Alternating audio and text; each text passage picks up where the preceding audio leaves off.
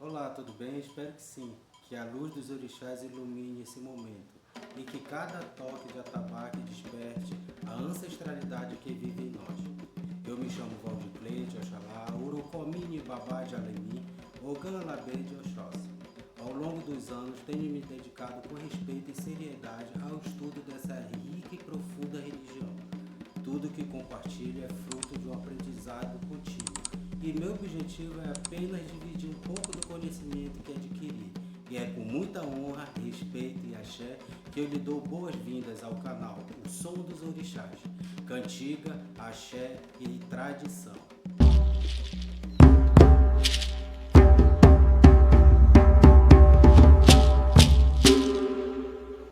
E antes de iniciarmos essa jornada, é importante lembrar, a tradição do candomblé vive na voz de quem canta, no toque de quem toca e na fé de quem honra seus ancestrais.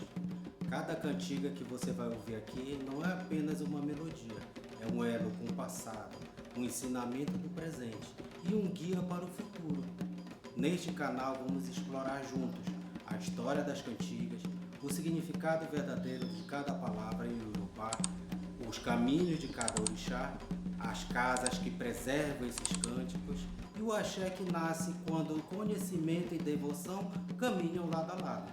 Este espaço é um templo digital, um ponto de encontro para quem respeita a tradição, para quem quer aprender, para quem busca aprofundar sua fé ou simplesmente ouvir a beleza das cantigas sagradas.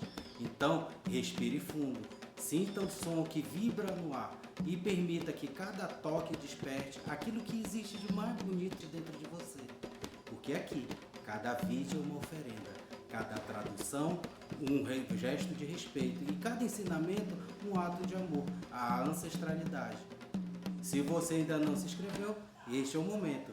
Clique em inscrever-se, deixe seu like e nos ajude a manter viva essa chama para que mais pessoas possam sentir o axé que pulsa em cada cantiga.